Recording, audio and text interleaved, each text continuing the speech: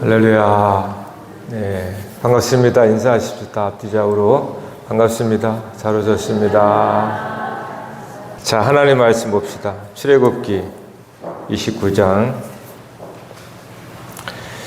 출애굽기 29장 전체 말씀인데요. 1절에서 3절까지만 읽으십시다. 출애굽기 29장 1절로 3절 한 절씩 있습니다. 내가 그들에게 나를 섬길 제사장 직분을 위임하여 그들을 거룩하게 할 일은 이러하니 곧 어린 수소 하나와 흠없는 순양 둘을 택하고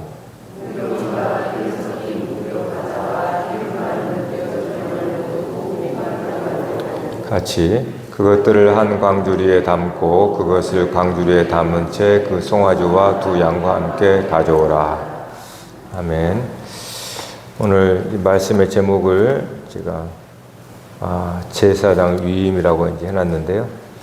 여러분 성경책 29장 위에 표제어 있죠? 뭐라고 되어 있습니까? 예, 제사장 직분 위임이라고 되어 있죠. 그러니까 위임이라는 단어는 나오진 않아요.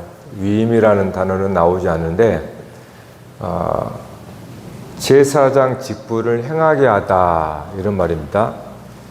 자, 그런데 왜 이 위임이란 말을 이제 표제어로 했느냐 하는 겁니다. 자, 1절에 보시면 네가 그들에게, 여러분 여기서 네가 할 때 네가 누구예요? 지금 하나님께서 누구한테 얘기하는 거예요? 모세죠, 모세잖아요. 네가 그들에게 나를 섬길, 그들은 아론과 그 아들이란 말이에요. 자, 다시 한번 봐봐요. 하나님이 말씀을 하는데 모세, 네가 그들에게, 아론과 그 아들들에게 제사장 직분을 행하게, 위임이란 말은 우리 이제 덧붙여진 거고요. 원래상에는 위임이란 말은 없습니다. 그냥 제사장 직분을 행하게 하라 이 뜻이거든요. 자, 그런데 이제 위임을 한 이유는 있습니다. 하나님께서 너에게, 그러니까 우리가 일반적으로 하나님께서 직접 말씀하셔도 되잖아요. 하실 수도 있고. 그런데 하나님은 모세에게 이야기를 하고 모세가 아론과 그 아들들을 제사장 직분을 행하게 하라 이렇게 말씀합니다. 이거는 하나님의 일하는 방식이에요. 이 방식이 그냥 하나님이 우리를 통해서 하신다, 이건 단순한 보통 설명이 아닙니다. 뭐냐면, 자, 하나님은 항상 아들을 통해서 일을 하세요. 하나님께서는 창조도 말씀으로 지어졌다고 그러잖아요. 이 말씀이 이제 이번 주 주일날 이제 무슨 얘기인지 나와요. 그러니까 하나님은 항상 아들을 통해서 일을 하십니다. 이것이 변하지 않는 하나님의 절대 방식이에요. 그래서 하나님께서 지금 아론에게 할 수도 있겠지만 하나님께서 모세에게 얘기하고 모세가 아론과 그 아들들에게 제사장 직분을 행하게 하라 이렇게 하나님께서 명하는 겁니다. 이거는 창세기도 그렇고 요한계시록에서 똑같아요. 그러니까 이거는 그래서 제가 보통 설명이 아니고 특별한 하나님의 방식이라 이렇게 말씀한 거예요. 하나님께서 우리를 통해서 일하신다. 틀린 게 아닙니다. 그때는 우리를 통해서 하신다라고 할 때는 이거는 그냥 보통 설명이 아니고 특별한 용어가 되는 거예요. 그때 나는 누가 되냐? 하나님의 자녀, 아들이 되는 거예요. 그러니까 하나님은 그 이니셔티브로 첫째인 아들을 통해서 일하시잖아요. 이제는 그 아들을 믿는 우리가 하나님의 자녀잖아요. 그래서 이제는 하나님께서 자녀들을 통해서 일합니다. 이거는 하나님께서 아들을 통하여서 하나님의 아들 그리스도를 통하여서 일을 하시고 그리스도께서 이제 아론과 그 제사장의 직분을 행하겠단 말이에요. 이 원리가 하나님께서 일하시는 방식입니다. 교회도 마찬가지고요. 자, 여기서 이제 주목해야 될 점이 모세와 아론의 이 구별성입니다. 하나님은 모세가 아론에게 제사장 직분을 행하도록 이렇게 합니다. 하나님께서 모세에게. 자, 여러분 모세의 이름이 뜻이 뭐예요? 물에서 건진 자, 물에서 건진받은 자, 물에서 건진 자가 모세라는 뜻이에요. 예. 이거를 물에서 건진 자가 모세인데 그 모세가 애굽에서 이스라엘 백성들을 출애굽시켰습니다. 물에서 건진 자가 출애굽을 시켰어요. 누가 연상됩니까? 그리스도가 연상되죠. 요단강의 세례를 받고 물에서 올라올 때 하늘문이 열리사 하나님께서 말씀하시죠. 이는 내 사랑하는 아들이요 내 기뻐하는 자라. 이 예수가 세상의 애굽에 있는 우리들을 끌고 구원하시는 거예요. 그러니까 모세가 왜 하나님께서 모세에게 이야기했는지 알겠죠. 그래서 구약의 모세는 예수 그리스도를 예표한다 이렇게 말씀하잖아요. 그러니까 구약은 처음부터 하나님은 그리스도를 이야기합니다. 처음부터. 우리는 그거를 구약에서는 예표라는 걸 통해서 우리가 보고 있는데 그 구약의 그리스도를 찾지 못하면 지금 이스라엘 백성처럼 모세 그럴 거란 말이에요. 네? 그러니까 물에서 올라온 자 모세란 말이에요. 이 모세가 애굽의 이스라엘 백성들을 이끌고 출애굽을 했잖아요. 네? 그리스도께서 공생을 시작하기 전에 물에서 올라오시는 거죠. 그래서 세상 바다 같은 세상에 애굽 같은 세상에 저와 여러분을 데리고 구원하는 거예요. 그래서 그 관계성이 있는 거예요. 자, 이것이 하나님께서 일하는 방식인데 항상 하나님은 모세에게 말하고 이제 모세는 아론에게 이렇게 말합니다. 이 방식이 있어요. 하나님은 직접 얘기하지 않으세요. 하나님은 직접 얘기하지 않습니다. 여러분이 만일에 하나님의 직통에 드린다, 안 그래요. 틀렸습니다. 그렇지 않아요. 하나님은 아들을 통해서 일하십니다. 그리스도를 통해서 말씀 듣는 거예요, 우리는. 예수 그리스도, 마지막 때 예수 그리스도 아들을 통하여 말씀하신다고 하잖아요. 그러니까 우리는 예수 그리스도를 통해서 말씀을 듣습니다. 하나님 말씀을 우리는 못 들어요. 그냥 구약의 하나님 말씀을 어떻게 나타납니까? 시내산에서 하나님의 천둥과 우레와 이렇게 소리가 나니까 이스라엘 백성들이 죽을까 두려워하잖아요. 그래서 하나님 말씀하지 마세요. 하나님께서 여러분 직접 말씀은 거의 죽은 것 같아요. 심판이 되어버립니다. 항상 하나님은 아들을 통해서 이야기가 되어 있어요. 그러니까 저와 여러분, 이거 굉장히 중요한 원리예요. 여러분이 뭔가 들었어. 반드시 거기는 그리스도의 영이 돼야 됩니다. 그리스도의 증언이 돼야지 그렇지 않으면 거짓 영을 듣는 거예요. 이게 이번 주일날 오후에 뵀다 요한계시록에 나오는 말씀이에요. 네? 자, 그래서 예수님께서 내 교훈은 내 것이 아니요 나를 보내신 이의 것이니라. 왜냐하면 하나님께서 아들 예수에게 말씀하고 예수님께서 이 땅에서 말씀하잖아요. 그러니까 예수님은 내 말은 내 말이 아니다. 하나님께서 주신 말씀을 나는 하는 거야. 이렇게 말하는 거예요. 그래서 내 말이 참되다. 참된 이유는 나를 보내신 분이 증인이기 때문에 내 말은 참되다. 이렇게 말하는 거예요. 그러니까 예수 그리스도도 스스로 행한 것이 아닙니다. 물론 예수 그리스도 행하세요. 근데 그 본질은 하나님의 말씀을 듣고 그 말씀을 따라 행하는 거예요. 항상. 이것이 원리입니다. 예수 그리스도는 하나님의 말씀하신 것을 듣고 그 말씀을 행하는 거예요. 그러니까 스스로 말한 게 아니에요. 하나님 말씀을 듣고 그 말씀을 하는 거예요. 이거 오늘 우리들과 똑같다라는 거예요. 그러므로 우리가 예수 그리스도를 믿는다라고 하는 것은 하나님과 관계가 회복됐다는 뜻이잖아요. 하나님 관계 회복됐다는 것은 하나님 말씀을 듣는다라는 뜻이에요. 누구를 통해서? 그리스도를 통해서. 그래서 하나님 말씀을 우리는 우리 안에 있어야 돼요. 그 그리스도가 있어야 돼요. 자, 이것이 위임의 원리입니다. 따라서 모세가 신약의 오늘날 우리에게 모세가 이제 예수 그리스도로 나타나신 거잖아요.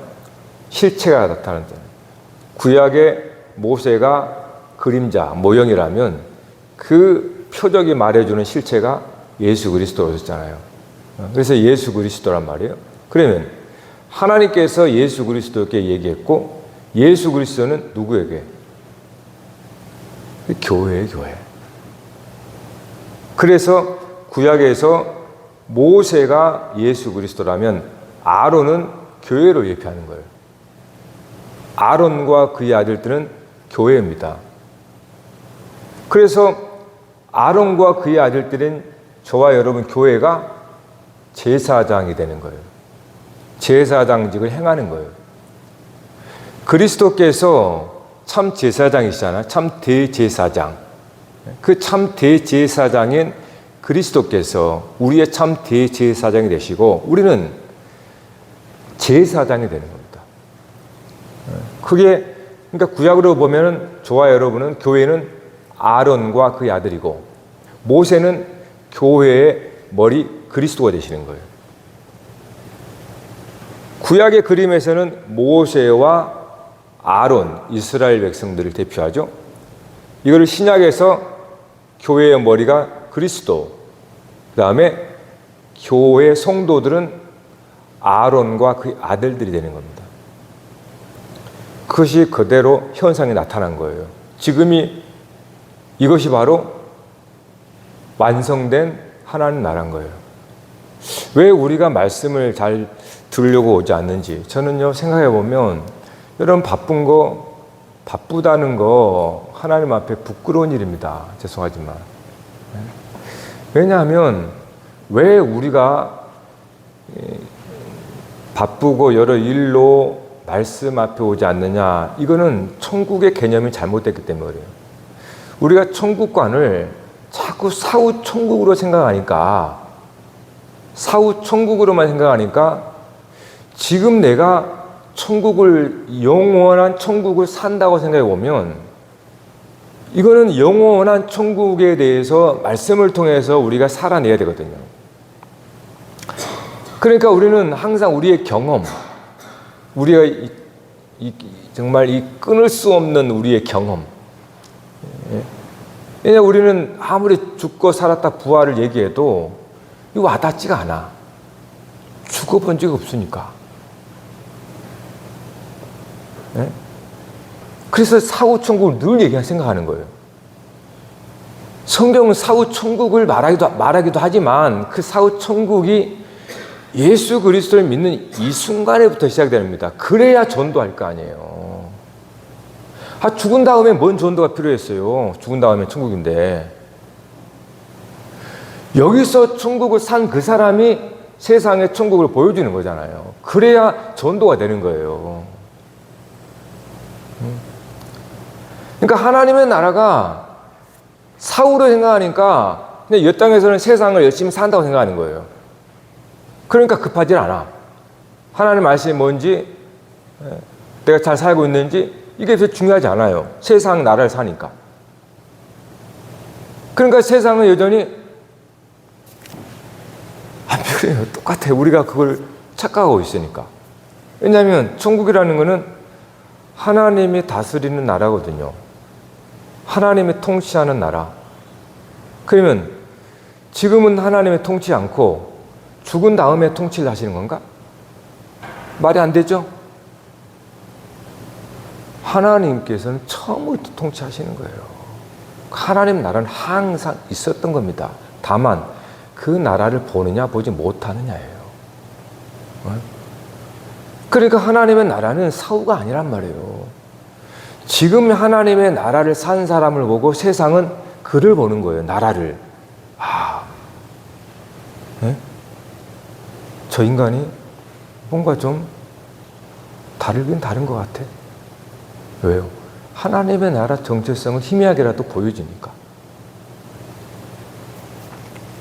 그래서 저는 조급해요. 말씀을 듣다 보면 이 말씀 전하고 싶으면 들어야 되는데 근데 늘 말씀이 안타까워요. 자, 두 번째 중요한 부분이 있습니다. 모세와 아론의 관계성인데요. 이 관계성이 뭐냐 하면 왜 교회가 또 우리들이 늘 주님을 배반하면 또 고통이 찾아오죠. 왜 고통을 겪을까? 이거는 모세와 아론과의 관계를 보면 알아요. 여러분, 누가 첫째고 누가 동생입니까? 첫째가 누구예요? 아론이죠. 첫째가 아론이에요. 모세는 둘째입니다. 이것도 가장 중요한 하나님 나라 원리예요. 자, 이 세상의 질서와 이 세상 시스템 구조는 혈통적 첫째가 장자가 됩니다. 우리나라 유교사의 종손 첫째죠. 첫째 아들. 이거는 이 세상에 모두 어딜 가나 다 그래요. 이것이 세상의 질서예요. 세상의 구조입니다. 자연적으로 첫 번째 난 자가 장자권을 갖습니다. 이 세상의 원리. 이거는 무시하면 큰일 나요. 이 세상에서는. 근데요, 하나님 나라는 항상 둘째가 장자가 됩니다. 왜 교회가 고통을 당하고 여러분이 고통을 당하는지 알겠죠. 대표적으로 리브가가 이삭의 아내가 잉태를 했잖아요. 쌍태를 이했습니다. 그때 창세기 25년 23절에 큰 자가 어린 자를 섬기리라 이렇게 나와요. 큰 자가 어린 자를 섬기리라. 이것이 뜻하는 것은 하나님의 장자권은 사람의 자연적인 혈통으로 주어진 첫째가 아니라는 뜻이에요. 하나님 나라는 둘째라 그래서 꼭 둘째냐 그게 아니고 세상 방식과 다르다라는 뜻이에요. 이 세상에 저와 여러분이 어렸을 때 보고 듣고 산 경험으로는 하나님 나라를 죽어도 못 삽니다. 그러니까 우리는 이 세상에서 그렇게 이 세상의 질서대로 살아야 편안해요. 세상에서는. 근데 하나님 나라는 세상의 질서가 뒤집어 버리는 거예요. 그러니까 예수 믿는 사람 보고 어떤 놈이 하면서 문제를 삼잖아요. 세상은 혈통적으로 맺어진 구조입니다. 그래서 나와 나 가족은 하나예요, 항상. 또 친척도 한 동서이고, 마치 유대인들의 그 이웃관이 나, 가족, 그다음에 친구, 그다음에 민족, 이게 다 자기 바운더리예요, 자기예요. 이방인은 남이에요. 그러니까 이러한 구조가 이 세상의 모든 사람들의 구조입니다. 팔은 밖으로 굽어요, 안으로 굽어요? 안으로 굽나 그러죠.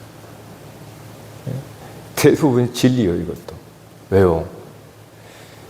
세상은 우리 육신의 삶은 그럴 수밖에 없어요. 그래서 세상 나라는 작은 자가 큰 자를 섬깁니다. 그런데 하나님 나라는 큰 자가 작은 자를 섬기는 거죠. 백성이 왕을 섬기는 것이 세상 나라면 하나님 나라는 왕이 백성을 섬기는 겁니다. 여러분, 이건 절대 불변의 법칙이에요. 우리가 하나님을 섬긴다 그러는데 이 말 자체가 이미 어폐가 있는 겁니다. 이거는 세상의 이야기예요. 그러니까 우리는 끝없이 이 구조를 바꿔야 한단 말이에요, 우리 생각을. 하나님을 섬긴다, 이거는 마치 우리가 이 세상에서 왕을 섬기는 것과 똑같이 하나님을 섬기는 겁니다. 이게 세상의 원리라는 거예요. 그러니까 교회가 세상이 돼버려요. 하나님께서 자녀들을 섬기는 겁니다. 하나님의 큰 자니까. 하나님께서 작은 자를 섬기는 거예요. 오늘 또 하나님의 말씀으로, 양식으로 자녀들에게 영의 양식을 주는 거예요, 항상. 근데 종교가 돼버리면, 종교인이 돼버리면 우리가 하나님을 받들어 섬긴다 그래요. 이것은 이 세상에서는 아무런 문제가 안 돼. 세상의 질서 구조 자체가 그러니까. 그러니까 성경을 볼 때 우리는 그런 식으로 이해를 해버리는 거예요. 하나님께서 우리를 섬기지 않으면 우리는 하나님을 만날 수도 없고 하나님을 알 수도 없습니다. 하나님이 독생자 아들을 우리를 위해서 내어주는 섬김이 있었기 때문에 우리가 그리스도를 통해서 하나님 아버지를 아는 거지, 하나님께서 지금도 말씀으로 우리를 먹여주지 않으면 우리는 굶어 죽어요. 하나님은 큰 자입니다. 큰 자가 작은 자를 섬기는 거예요. 이게 하나님 나라예요. 그러니까 우리는 항상 하나님의 양육, 하나님의 보호, 하나님의 섬김을 우리가 받고 있는 겁니다. 이게 하나님의 나라 방식이에요. 그렇지 않고 하나님을 세상 방식처럼 왕을 섬기듯이, 우상을 섬기듯이 받들어 섬기면 어떻게 되느냐? 나중에 자기 공로를 주장해요. 내가 어떻게 하나님 섬겼는데? 응?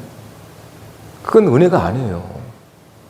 그러니까 하나님의 나라는 철저하게 위에서 내려오는 겁니다. 물이 위에서 아래로 내려가듯이 변하지 않아요. 이거는, 이 순리는 하나님으로부터 와요. 항상 모든 건 올라가는 게 아니란 말이에요. 그러니까 하나님께서 우리를 섬기니까 우리는 늘 아멘, 감사합니다 라는 거예요. 그것이 하나님 나라 방식이란 말이에요. 근데 이 세상에 우리가 살다 보니 하나님을 그런 식으로 섬기려고 한단 말이에요. 그러다 보니까 어떤 일이 벌어져요? 얼마나 많이 섬기고 얼마나 잘 섬기느냐 가지고 따지고 자랑한다는 거예요. 이게 우상숭배예요, 이게. 그래서 교회도 아이들과 연약한 자와 가난하고 힘없는 자들을 힘있고 있고 있는 자들, 좀 그래도 좀 상대적으로 좀 강한 자들이 섬기는 겁니다. 그러니까 대접받으려고 하는 것은 하나님 세상 나라 방식이라는 거예요. 대접하는 사람이 되세요. 주는 자가 복되다. 대접을 받지 말고 대접을 하는 자가 되세요. 그 사람이 하나님의 사람이에요. 항상. 어떤 분은 꼭 기회 사무에 들리면은 빈손으로 안 들어와요. 제가 늘 미안해요. 왜요? 더 큰 자거든요. 그분이 뭔가를 대접하는데 저는 쑥스러워요. 작은 자가 돼버린 거예요. 네? 이게 하나님 나라 원리예요. 그러니까 교회 직분이라는 것은 섬기는 용입니다. 섬기는 거. 철저하게. 그러면 교회는 신령하게 작동이 됩니다. 근데 이게 삐그덕거리면 세속화돼 버려요. 이런 마치 직분이 세상의 계급처럼 생겨버려요. 그러면 교회는 세속화돼 버려요. 빛이 희미해져 버린단 말이에요. 그래서 여러분, 주는 자가 되세요. 대접을 하세요. 그러면 큰 자입니다. 그러면 여러분 존경받아요. 사실은. 네? 그러니까 세상이 안 해요. 그러나 이것이 결코 만만치 않아요. 아니, 만만치 않은 게 아니라 할 수 없어요. 사실 우리는. 우리가 혈통을 거스린다라는 것은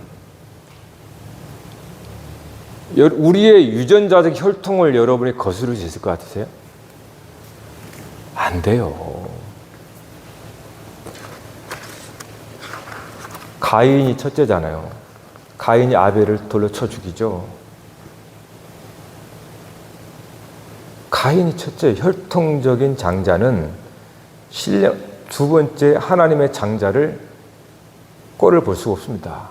시기 질투로 죽이게 돼 있어요. 항상. 제가 항상이라고 하는 것은 변하지 않는다는 뜻이에요. 우리도 우리의 육신적인 이런 혈통적인 이러한 옛사람이 우리 안에 거듭난 속 사람을 죽이게 되어 있습니다. 원수의 원수. 이거는 만만한 게 아니라 안 되는 겁니다. 그래서 이 아론과 미리암이 모세를 반항하죠. 그러니까 하나님이 문둥병으로 쳐버리죠. 혈통적으로 아론과 미리암이 형이고 누이니까 모세, 야, 너 그러면 안 돼. 왜 흑인 여자를 네 아내로 삼아? 이렇게 순간 눈 뒤집어버리면 육신적인 사람이 돼버리는 거예요. 그래서 하나님 미리암도 문둥병으로 치게 만들잖아요. 그게 우리 안에 혈통적인. 그러니까 우리가 이 세상이라고 하는 것을 못 이깁니다. 우리의 힘으로는. 세상과 우리는 같은 족속이기 때문에 그래요. 네? 그래서 아론이 나중에 출애굽기 32장에서 금송아지 우상을 섬기잖아요. 아론이 금송아지 우상을 섬깁니다. 이게 뭡니까? 이게 교회예요, 교회. 교회는 아론이에요, 아론과 그의 아들들. 그래서 교회 안에 항상 어려움이 있고 우상성임이 있고 타락함이 있는 거예요. 그러나 그리스도가 머리가 되시니까 그리스도가 머리가 되시면 교회는 포기하지 않습니다. 네, 머리가 그리스도니까. 그래서 그 그리스도의 머리는 교회를 반드시 정화시키고 치료하고 회복시키는 거예요. 아론과 그의 아들들은 이 연약함이 있기 때문에 늘 죄 가운데 넘어지고 심지어 금송아지 섬기도 우상도 만들고 막 그럽니다. 그게 교회란 말이에요. 교회라고 하는 우리들도 세상을 사랑하고 우상을 섬겨요. 그러나 우리의 머리 되신 그리스도가 우리를 절대 포기하지 않기 때문에 반드시 끊어내버립니다. 그것이 성경의 말씀이에요. 그러니까 그리스도께서 교회의 머리가 되기 때문에 우리는 이 믿음으로 교회에 나오는 거예요. 교회만큼 시험 많은 데가 어디 있습니까? 근데 왜 나와요? 무슨 기대를 가지고? 그리스도인 거예요. 예수 그리스도의 기대를 가지고 반드시 그리스도께서 신부인 교회를 거룩하게 단장하고 치료하고 회복시킬 것이다 라고 하는 그리스도에 대한 믿음이 있기 때문에 교회에 오는 거예요. 사람 보고 오는 거 아닙니다. 우리는 다 거기서 거기거든요. 도끼인 객긴 아무 차이가 없어요. 다 죄인들이기 때문에. 그런데 그리스도께서는 완전한 우리의 대제사장이요 하나님의 아들이기 때문에 그분이 그의 몸을 그리스도의 머리가 그의 몸을 그리스도가 지키는 거예요. 그게 교회에 살아있는 생명체라는 거예요. 교회가. 이 원리가 바뀌지 않습니다. 위임의 원리, 그다음에 혈통적 관계 속에서는 불화, 이거는 항상 있어요. 첫째가 항상 둘째를 괴롭히게 되어 있습니다. 이스마엘이 이삭을 괴롭히고 에서가 야곱을 괴롭히잖아요. 항상 첫째 장자는 야곱을 죽이려고 합니다. 장자권을 뺏겠다고. 이게 오늘 우리 안에서 벌어지는 살벌한 일이라는 거예요. 자, 그러면 위임식이 뭘까? 즉 제사장직을 행하라라고 했단 말이에요. 마지막으로 제사장직을 행하라. 여기 보면은 이제 29장 전체예요. 전체. 말씀 너무 길어서 46종까지인데 이겁니다. 우리가 읽었던 본문은 뭐 무교병, 수소, 그다음에 흠없는 순양 둘, 그다음에 무교병, 무교과자, 무교전병 이렇게 나오잖아요. 이게 다 이제 의식을 행하는 겁니다.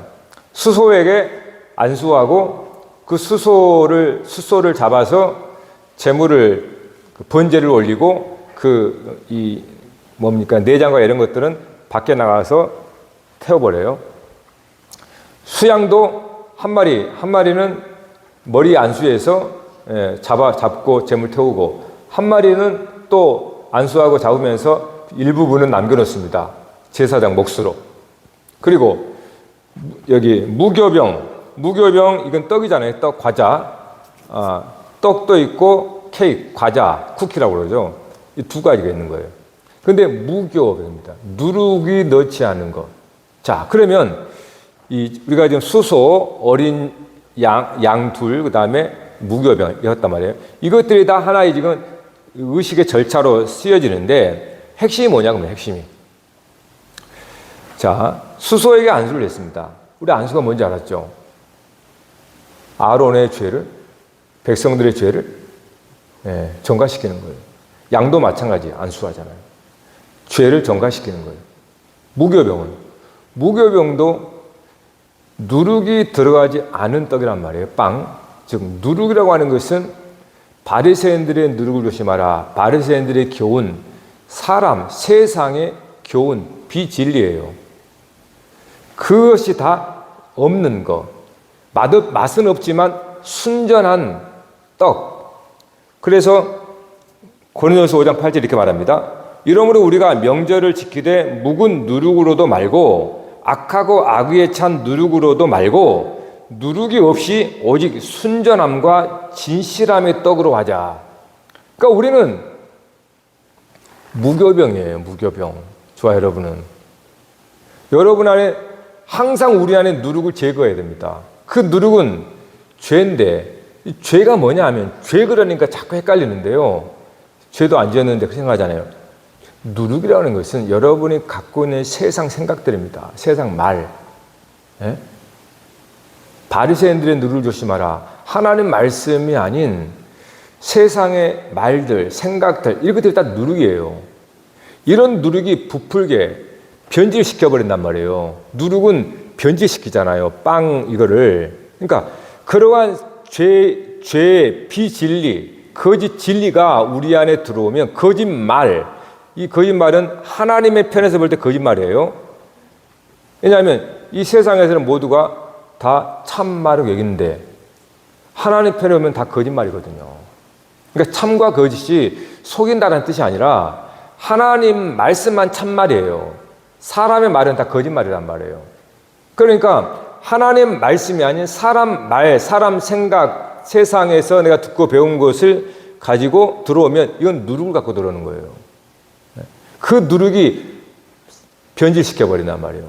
교회에 누룩이 들어오면 그 누룩이 퍼져가지고 다 변질시켜버린단 말이에요. 그래서 누룩을 제거하라는 거예요. 결국 뭡니까? 다 죄죠. 죄를 전가시키고 죄를 빼버리는 누룩을 제거하는. 이게 거룩이에요. 이게 제사장직을 행하게 하라 할 때 핵심 포인트입니다. 그러니까 여기서 무슨 절차, 의식 그걸 따지자는 게 아니에요. 그러한 소나 양이나 무교병을 통해서 여러 가지 의식이 있겠죠. 각을 뜨고 어떻게 각을 뜨고 어떤 내장은 불태우고 이게 다 있어요. 복잡한데. 그런 것도 물론 구약 시대에는 중요하게 다뤘겠죠. 그런 핵심이 뭐였습니까? 내용은 그 모든 의식에서 거룩이었어요. 거룩. 그러니까 그 형식이라고 하는 어떤 안에 내용은 거룩입니다. 죄를 제거하는 거예요. 이게 제사장직을 행하게 하라는 의미예요. 그러면 오늘 저와 여러분이 무슨 일을 해야지 알겠잖아요. 왜 우리가 늘 회개해야 됩니까? 당연히 우리 안에 죄를 제거해야 제사장직을 감당하게 되거든요. 네? 묵은 누룩 가지고 들어오면 안 된단 말이에요. 회개해야 되는 거예요.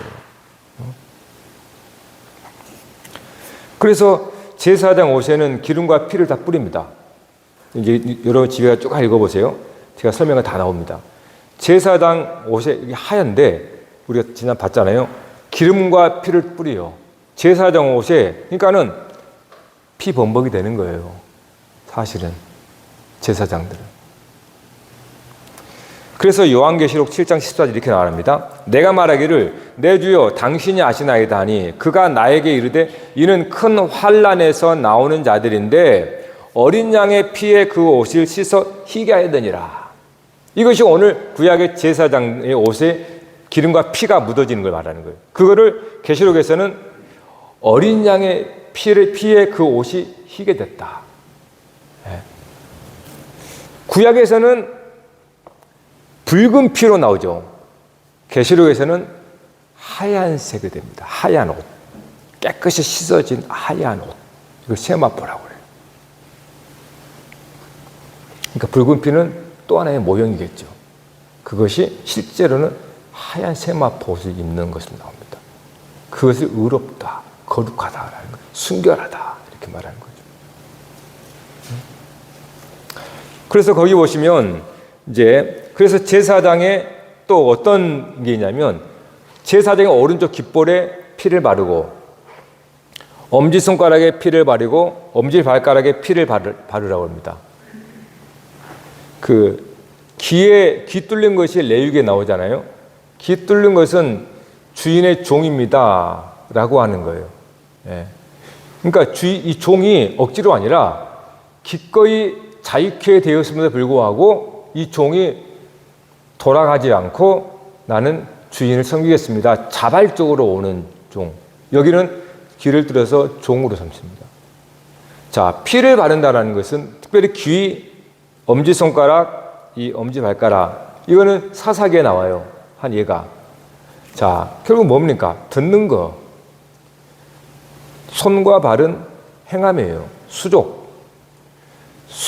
모든 듣고 행하는 수족이 되겠다라는 거예요. 그러니까 제사장은 한마디로 자기가 없어요. 하나님 말씀을 들은 대로 하는 거예요. 행하는 겁니다.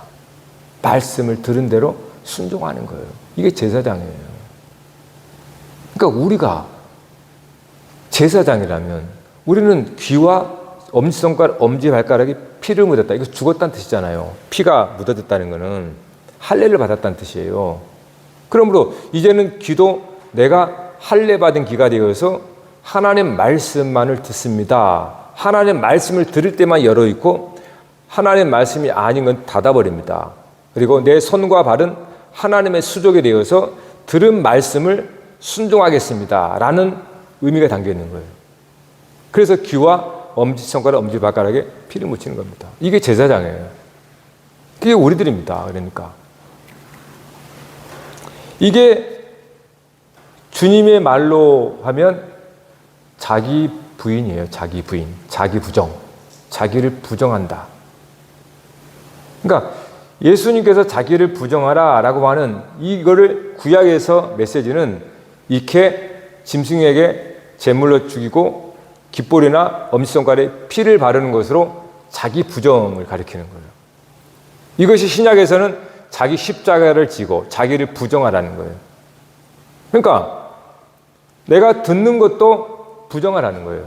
세상의 생각이나 세상의 다른 말이나 내 속에 더러운 말들이 좀 부정하라는 거예요. 그리고 내 손과 발도 듣는 것 따라 생각이 되는데 무엇을 듣는가에 따라서 내 수족이 움직인단 말이에요. 그러니까 우리의 행함은 내가 듣는 것에 따라 행합니다. 여러분의 세상의 말과 인간적인 말을 들으면 거기에 따라 행동하게 돼 있어요. 하나님 말씀을 듣는 사람은 하나님 말씀 들음에 순종함으로 여러분의 삶이 나타난다는 거예요. 그러니까 제사장은 오직 하나님의 말씀만을 듣고 그 말씀에 따라서 순종하며 섬기는 자가 제사장이란 말이에요. 오늘 우리들이 하나님께서 예수 그리스도에 따르는 제사장을 삼은 거는 여러분이 할례 받은 거예요, 다. 마음의 할례도 받고, 눈의 할례도 받고, 기도 할례 받고, 여러분 손과 발도 할례 받아서, 할례는 뭡니까? 죽었다는 뜻이에요. 우리 이거를 자기 부정한다, 이렇게 하는 거예요. 이게 자기 부정이 아니면 죄가 되는 겁니다. 철저하게. 결국은 하나님 앞에 거룩함이라고 하는 것은 어떤 우리의 의로운 행위나 사람들 앞에서 인정받는 일이 아닙니다. 예? 자기 목숨을 내놓는 것, 죽음이에요, 죽음. 자기 부인이 거룩입니다. 우리가 할 수 있는 가장 거룩한 일은 뭔지 아세요? 자기 부정하는 거예요. 뭔가를 의롭다고 얘기하는 게 아니고, 옳다고 주장하지 말고, 자기를 부정하는 거예요. 그래야 여러분 안에 내주하신 성령께서 폭발적으로 일어날 거 아니에요. 네?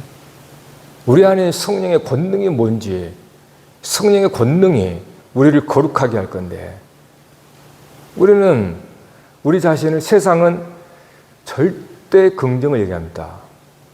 세상은 절대로 자신 부정하란 말 하지 않습니다, 여러분. 할 수도 없어요. 왜냐하면 자기 부정하면 자기 죽는다는 건데, 이걸 어떻게 견딥니까? 세상의 마음 가지고. 견딜 수가 없는 거잖아요. 그런데 우리가 자기 부정을 할 수 있는 이유는 새 생명이 있기 때문에 그러는 거예요. 그리스도의 생명, 죽음으로 사는 생명이 있기 때문에 예수 그리스도를 믿는 자만이 자기 부정이 되는 거예요. 자기 부정. 그리스도의 십자가를 아는 자만이. 근데 죽고 사는 믿음이 없는데 어떻게 자기를 부정할 수 있어요? 자기를 내세워야 되고, 자기가 꺾이면 안 되고, 자기를 주장해야 되는 거예요. 왜요? 죽는 것은 할 수가 없는 거거든. 그러니까 예수 그리스도를 믿는 사람이 얼마나 거룩한 성도냐고 말이에요. 성도만큼 거룩한 게 없습니다. 왜요? 그건 자기 부정이기 때문에. 그래서 하나님 앞에 거룩하는 것은 행위가 아닙니다. 우리가 어떤 행위도 아무리 우리가 이 10명을 위해서 그 사람이 죽었다 그래도 그 사람은 의롭지 않아요, 하나님 앞에. 하나님 앞에 의로움은 그 사람이 했던 행위로 의로워지는 게 아니에요. 네 자신이 죽는 거예요. 그게 하나님 앞에 거룩하다는 뜻이에요.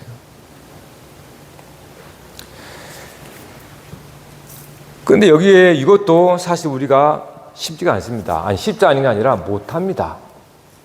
우리는 못해요. 진짜로 못해요. 저 자신도 마찬가지. 못해요. 하는 것 같지만 못해요. 자기 부인. 제가 여기서 왔을 때부터 얘기했을 거예요. 저 자신도. 자기 십자가를 지라. 이런 걸 느끼면 회의가 느껴요. 막 신앙생활에. 살아있다는 뜻이죠. 자신도. 그래서 자기를 부인하고 자기 십자가를 지고 따르라. 우리가 그거를 아무리 머리로 이해하고 해야지, 내 의지로 해야지 해도 안 돼요. 그래서 어떻게 합니까? 하나님께서 사실은 성경을 쭉 보면요, 자기 부인을 하고 가는 사람은 없습니다. 어떻게 되냐? 하나님이 부정당하게 해버려요. 이건 차원이 다른 겁니다. 내가 자기를 부정 못해요, 우리는. 그래서 하나님께서 우리를 부정할 수밖에 없도록 쳐넣어버려요. 부정당하는 거예요, 우리는. 그러니까 성경은 하나님이 하나님의 사람들을 부정당하게 만들어버립니다. 그것이 이스라엘 백성의 모습이에요. 여러분, 세상에 사는 이유가 뭐예요? 세상을 이기려고 하지 마세요. 세상은 여러분들을 부정당하게 하나님께서 마련한 거예요. 그러니까 내가 스스로 못하니까 원수를 만나요. 아, 정말 또라이를 만나게 하네? 아니면 어떤 내 삶에 정말 일도 안 되는 어떤 상황이 펼쳐지네? 문제 안 되는, 그러니까 그런 상황들은 내가 스스로 못하니까 그것들에 의해서 나를 부정당하게 만들어버리는 거예요. 근데 거기서 두 가지가 나옵니다. 부정당하긴 당하는데 속으로 억울해하는 거예요. 막. 예? 억울해하고 억지로 부정을 당한 사람, 이건 부정당하는 게 아니에요. 예? 억울한 거예요. 부정당한 사람은 거기서 인정이 되는 겁니다. 자기 자신이 하나님 앞에 도저히 설 수 없다는 자기 부정을 내가 할 수가 없어서 하나님께서 타인과 세상이라고 하는 내가 감당할 수 없는 어떤 것으로 나를 부정당하게 할 때에, 그때 그리스도의 부인을 여러분이 함께 동참한다면 그 사람은 인정이 돼요. 인정이 된 사람은 회개가 터집니다. 회개가 터지면 그 사람은 다시 서게 돼 있어요. 다시 산다 그 말이에요. 하나님이 죽여서 살린다는 뜻입니다. 항상. 자기 부인을 죽이는 거예요. 하나님이. 우리가 스스로 못 죽습니다. 사람들은 살려고 하지 절대로 못 죽단 말이에요. 그러니까 하나님께서 우리 삶에 고생고생 일이 막 터지고, 자식 때문에, 아니면 여러분 직장생에서 동료 때문에, 아니면 누구 때문에 막 마음이 상하잖아요.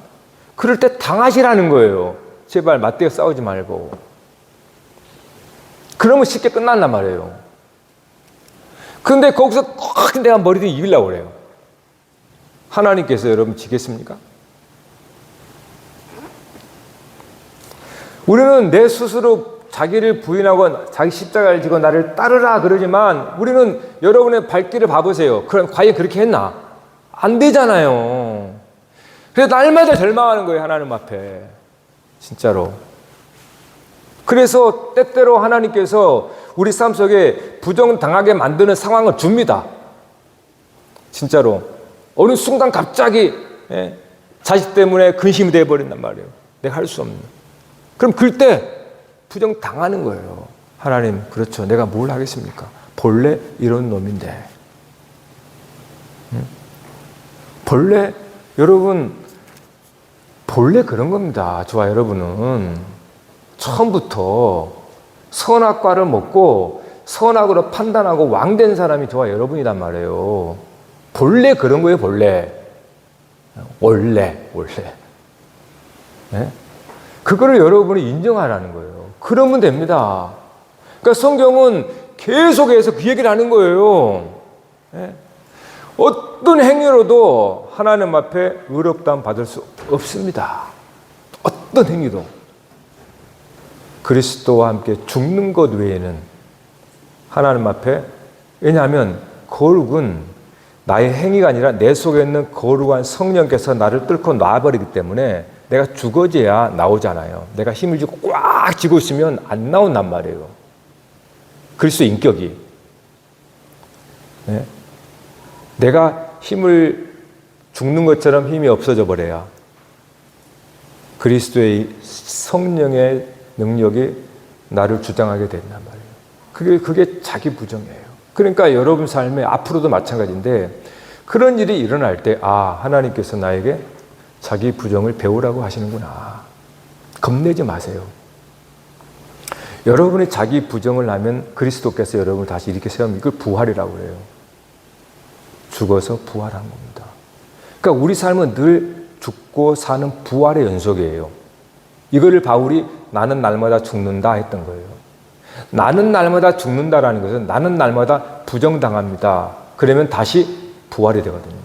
여러분, 바울 사도가 3차 전병을 봐봤어요.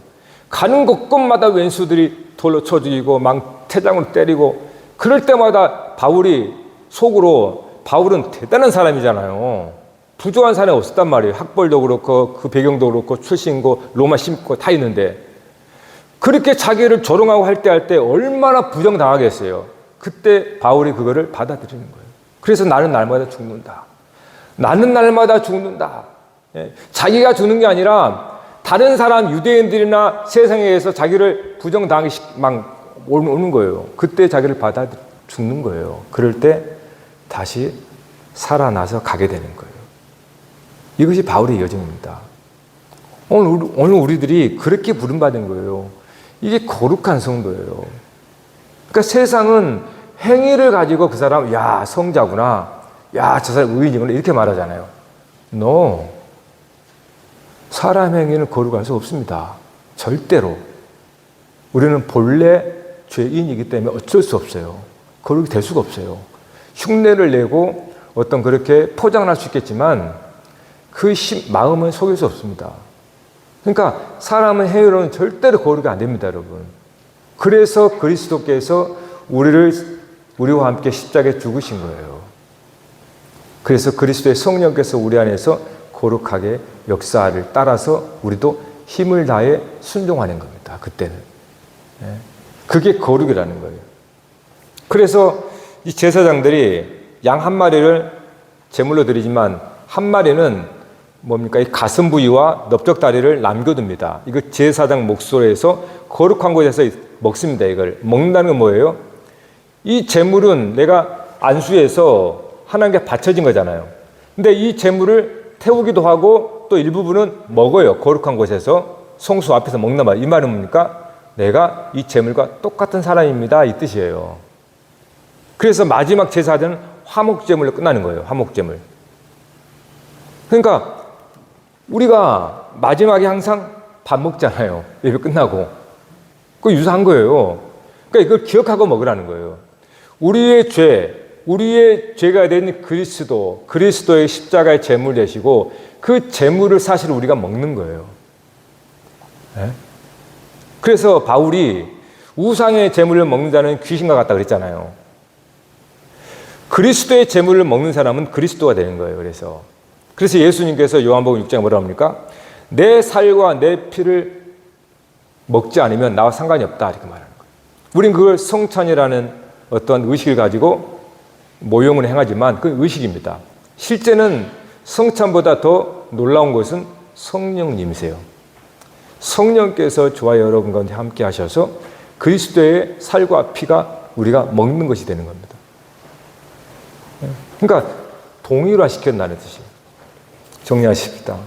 여러분, 우리는 제사장입니다. 제사장. 그래서 이 제사장 지금 위임한 것은 오늘 저와 여러분의 이야기입니다. 구식택택한 이 구약의 이야기가 아니고 오늘 저와 여러분의 이야기. 이것이 그리스도를 통하여서 우리에게 현실이 되어 있는 겁니다. 그래서 저와 여러분은 어떻게 살아야겠냐 말이에요. 제사장으로 살아야겠죠. 그러려면 우리가 뭘 행하는 게 아닙니다.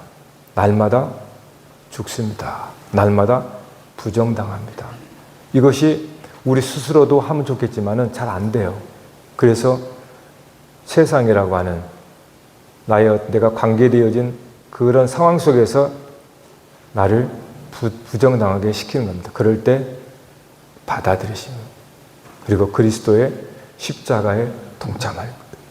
그럼 그리스도께서 우리를 다시 일으켜 세우는 겁니다. 할렐루야.